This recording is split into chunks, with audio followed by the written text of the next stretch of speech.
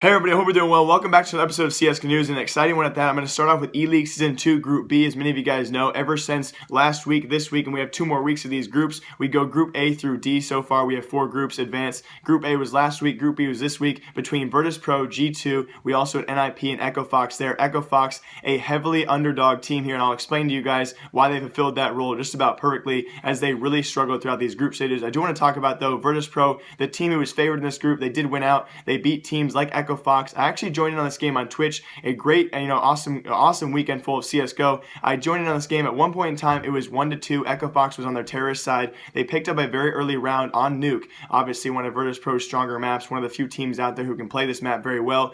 That was the only round they won the entire game, guys. They lost to Virtus.pro 16-1. Virtus.pro then also beat NIP the next day, or the same day actually, 16-7, and won out of the groups, automatically qualifying. So the rest was brought down to Echo Fox, G2, and of course NIP. Now it was NIP, guys, who took down G2 in their first initial best of 1. Now let me remind you guys as well, this is Maikelele's last actual tournament, official tournament with NIP as we know of right now, and he looked pretty decent, and NIP in general looked very good here as they beat out G2 in their first best of 1. It then came down to G2 and Echo Fox in a best of 3 series there. G2, of course, won that one. Echo Fox really struggling. I'll talk about them in a minute here. G2 beat them there, and it came down to a deciding best-of-3 game between NIP and G2. G2, certainly not the same form we saw them back in July or June or even, last spring, guys. A really struggling lineup here as we had G2 members tweeting out that, yeah, NIP was better than us, and they certainly were here. They dominated this best-of-3 series, sweeping G2, and they, alongside Virtus.pro, will qualify out of Eleague Season 2 Group B here, guys. I also want to talk about Echo Fox,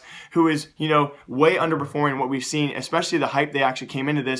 We had both, I think it was Sean Gares or Freakazoid, have interviews, I think it was with eScore Esports or something along the line of Eleague as well. They had videos come out where they were really hyped up about these Virtus.pro matchups and matchups against these really hard teams, and they really underperformed, guys. I'm surprised no one was tweeting about this a lot, as Echo Fox, across the 3 maps they played throughout the entire group stages, they scored a total across 3 maps of 6 rounds. A really struggling team there, a team that I could not see continuing on without a change sometime soon. But yes, it will be NIP with Maikelele on the squad advancing out of group stages. Now, by the time Eleague Season 2, by the time all these groups actually finish up, will Maikelele still be on NIP? Who knows? Who will be the new 5th? And I did teleport home for this, guys, so new background for all of you for this one clip of this video. Actually, if you guys have not heard about this, NIP did announce their newest 5th member, which will be bringing back Pyth this upcoming week. It's actually going to be 10 days from today, the point you guys seeing this, and that will be for a very important tournament. That is IEM Oakland, the $300,000 prize pool. They're going to be debuting back with Pyth for that tournament. He has 10 days. If you guys don't remember, he tweeted out a couple weeks ago that he still had a month to recover, at least a month, and it has not been that fulfilling month so far. So he has 10 days to recover, and NIP will be having their 5th man, Pyth, back in that lineup,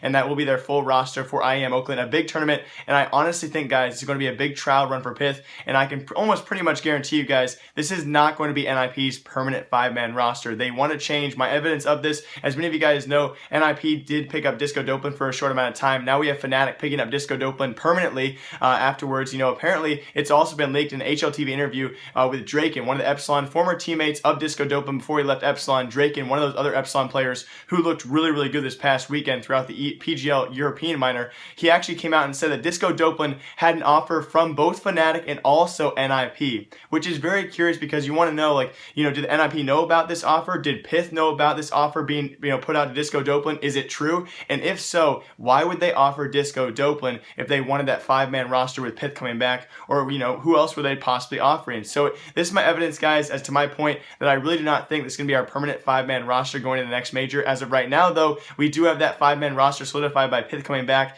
Disco Doplan has now officially left Epsilon as well, but apparently he did get an offer from NIP, which makes you have to wonder, because Disco Doplan, I was going to make an entire My Thoughts Don't Matter episode about this, so expect this maybe sometime this week, guys, about this possible transfer. As many of you guys know, Disco Doplan actually stood in for NIP for only 4 weeks of ESL Pro League. Now, although throughout that span, NIP did very well. They tied games like Virtus.pro, they swept Mouse Sports, they swept teams like Team X, the old SK roster who became Team X and then formerly Heroic roster, which at the time was doing very well. They went 9-3 in that stretch with Disco Doplan, but albeit it wasn't like a breakout performance. And now you have Maikelele, who stood in for these guys for now a total span of like 4 events, Epicenter, ESL Pro League Finals, and now as well as this past weekend with Eleague Season 2 groups where they did very well in. Now, again, you can obviously tell that Maikelele was not the star breakout talent they needed. He's not going to make this team the best in the world again, although he was doing just as decently well as Disco Doplan on a comparable level there. So it's very curious, guys, and I really want to talk about this later on,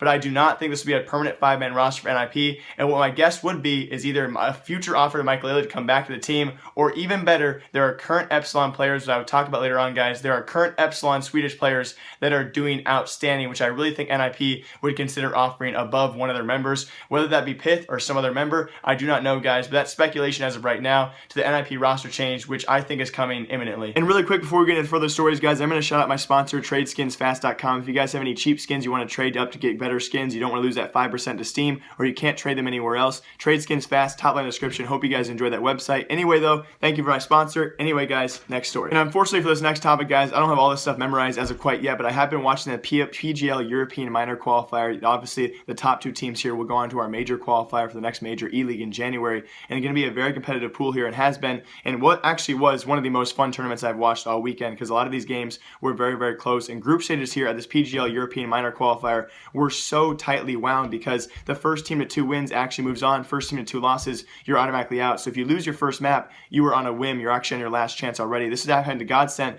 you know, that newly formed Godsent roster there that's been obviously struggling in the past. Mainly dropped down a tier. We thought that first of all, with the Swedish trade, Godsent would be a powerful team alongside Fnatic, and Godsent we first thought had the beneficial part of that trade, but obviously not true, as they've certainly dropped down a tier. But they were in the European qualifier here, and they did lose their first map very close in overtime to LDLC. So I thought right away, Godsent was one of my picks alongside Hellraisers, one of my predictions, but they fought their way back. They actually came back and swept alternate attacks in a best of 3, looking very strong there, and they came back again and swept LDLC and beat them in the best of 3, 2-0 there, and actually managed to qualify alongside Space Soldiers. Space Soldiers, who looked very convincing throughout group stages as well, they did not lose a single map. So it was Space Soldiers alongside this Godsent roster, who at first was struggling and came back and looked very strong, who advanced out of the Group A of Death, a much stronger group. Then, of course, we did have Epsilon, the surprise group here without Disco Doplan. They made it out of Group B with Hellraisers, who lost their first map and actually came back and swept both, I think it was Heroic and also Ents Esports. Hellraisers did manage to sweep both Space Soldiers and Godsent, and they outright qualified, guys. Hellraisers is already going to be at our next offline qualifier.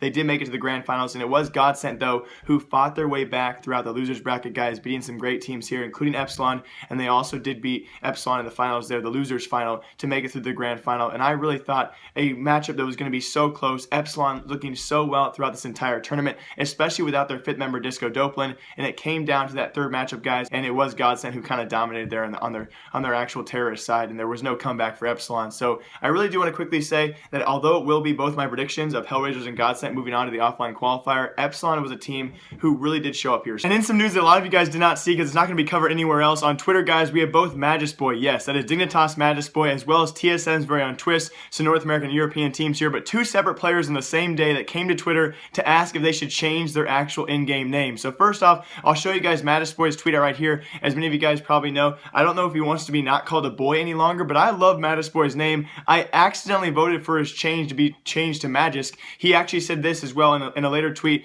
that on E-League Season 2, Group C comes up this upcoming week. I believe he means for that, guys. In that group, he'll be changing his name to Magisk. He actually said the one with the most votes he will change his name to for E-League, so that's going to be upcoming this week, but it will not be a permanent change for now. But I really wanted Magisboy, but I accidentally clicked on Twitter for Magisk, and so to be honest, I hate when players change their names. You're known for that name, so I really think you should stick with Magisboy, but apparently half the community disagree with me, so it was pretty much, you could say, 50-50 Magisboy or Magisk. And so yes, Magisboy might be changing his name in the future, and he will be for E-League upcoming. Also, TSM Twistzz, for a quick news update for all of you guys, he is back from vacation. He had a short stand-in, that was their coach, standing for him for a short amount of time. He is now back, and all of a sudden, he no longer wants to be confused with Fnatic's Twistzz. As many of you guys are aware of the European Twistzz, he is Twistzz from North America TSM, but it's kind of that weird, 3 Z's at the end, so he's Twistzz. So he was like, you know what, guys, I don't want to be confused with this guy. Should I change my name as well? And the majority of his voters actually said no. stick with Twistzz. So I think he will be actually remaining with the name Twistzz, but Maddest Boy might be changing his name. And in very important news for you guys for today's last CS:GO news story, this is actually touched on quite a bit ago by HLTV, I believe it was 2 days ago, where apparently it's been leaked that Zews might be leaving that Immortals lineup. He obviously plays for Immortals and had some great success over the summer with these guys, winning multiple events, although Immortals kind of like a Cloud9, although Cloud9 kind of a terrible example, but they both had great summers together, splitting a lot of the North American events over there. But Immortals, compared to Cloud9, has kind of fallen off these last few weeks, and now Zews is apparently going to be leaving this lineup, and he'll be replaced by Steel. Now what I want to talk about, guys, is there is a string of North American teams and also a European team I want to talk about as well, or a South American team, correct me, sorry about that, that do need coaches. And why I want to talk about this is the potential that Zews will be leaving this player role incompletely, which makes sense because he's coached for Games Academy, he's coached for LG roster as well as SK Gaming as well, and so it is very likely, guys, he's leaving this player role and going back to the coaching role, which I think is a great addition and could be a great addition to many teams such as Liquid.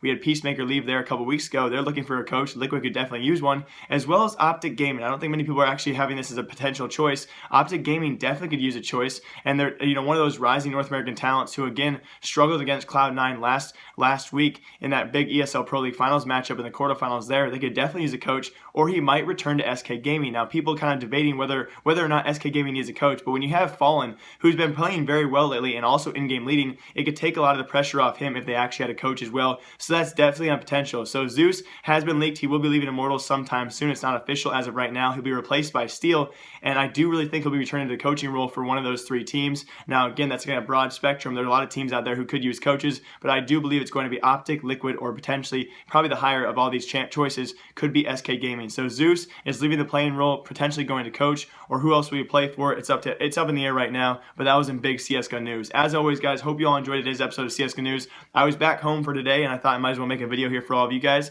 Hope you all enjoyed. My name is Jake. Remember, I like you. I'll see you guys all tomorrow with another My Thoughts Don't Matter episode or CS:GO News. As always, remember, I like you.